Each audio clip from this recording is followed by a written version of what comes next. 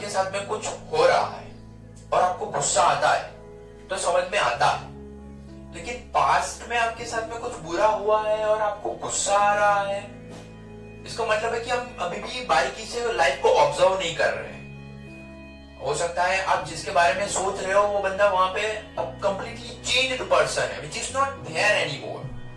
यानी कि आपने कोई गलती की, या फिर जिसके बारे में आप सोच रहे हो उसने भी वो गलती की थी, या आप सोच सकते हो कि उसने मेरे साथ में ऐसा 5 साल पहले, 10 साल पहले, 20 साल पहले ऐसा क्यों किया।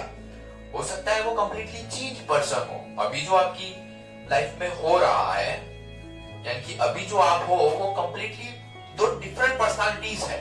जो आप 5 साल पहले सोच रहे थे और अभी जो है, it is not there anymore, you are different person, right. तो इसको बिल्कुल इस तरीके से देखो कि आपके माइंड में कोई एक मूवी चल रही है। मूवी देखते हैं तो क्या होता है, कभी कभी हंसी भी आती है, कभी रोना भी आता है, कभी मजा भी आता है, कभी डर भी लगता है कई कई सिचुएशंस में। तो इसको बिल्कुल इस तरीके से देखो कि आपके ब्रेन के अंदर एक मूवी चल रही है।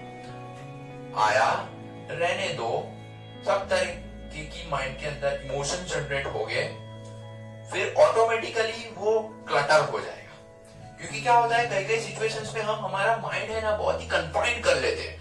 हमने उसको अपने साथ में आइडेंटिफाई कर लिया है कि हमने ही वो गलती की थी, या मैं कैसे ऐसी गलती कर सकता हूं।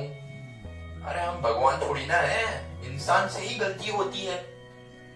तो इसको बिल्कुल लाइटली लो, इसको बहुत ही स्ट्रॉन्ग नहीं कर लेना है अपने माइंड के अंदर। जिसके बारे में भी वो मूवी चल रही है आपके ब्रेन के अंदर, हो सकता है which is not there anymore, वो कंप्लीटली बदल चुका है। अभी जो आप हो और अभी जो आपके लाइक एंड डिसलाइक्स है, वो हो सकता है 5 साल पहले जो थे उससे बिल्कुल अलग है। मतलब तो डिफरेंट पर्सनालिटीज है।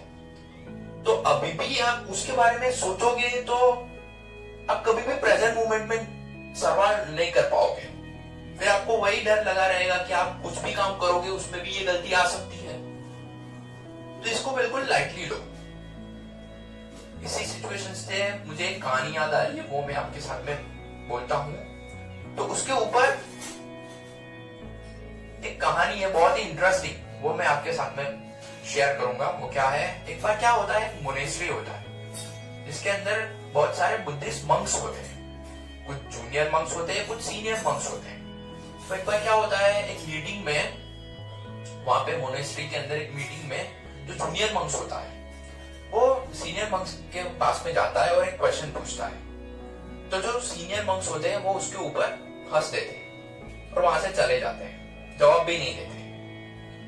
फिर वो जो सीनियर मंक था वो जवाब भी नहीं देते, लेकिन वो जो जूनियर मंक था वो उसके दूसरे दिन वहां पे जाता है सीनियर मंक के पास में और वहां पे जाकर के पूछता है कि आपने मेरे आंसर का जवाब क्यों नहीं दिया और आप मुझ पे हंसे क्यों।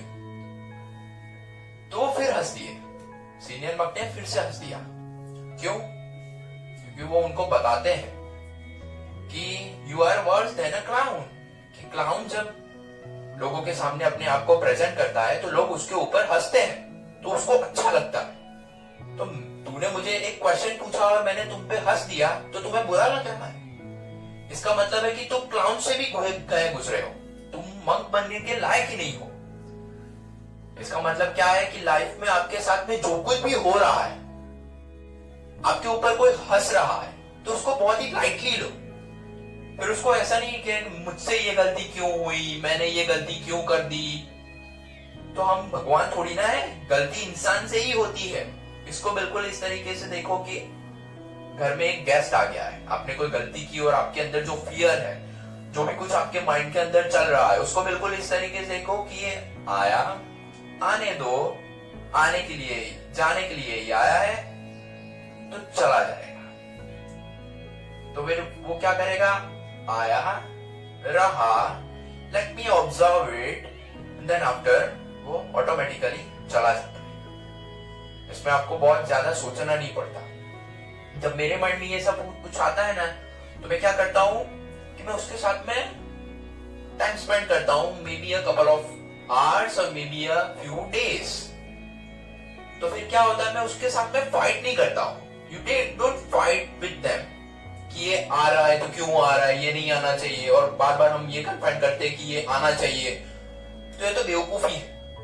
हम हमारी थिंकिंग को बहुत ही कंफ्यूज कर रहे हैं कि एक सोच कभी पकड़ ही ना सके, जिसको किस तरीके से देखना है, लाइटली लेना है। फॉर एग्जाम्पल, आप वो जो स्माइली होते हैं, वो फिर स्माइली मतलब बुद्धि के अंदर वो जो होते हैं, वो सिंबॉलिक है। क्या है वो? सिंबॉलिक है कि लाइफ में कुछ भी हो रहा है। लाफिंग बुद्धा, जो लाफिंग बुद्धा की जो मूर्ति है, वो किसका सिंबल है?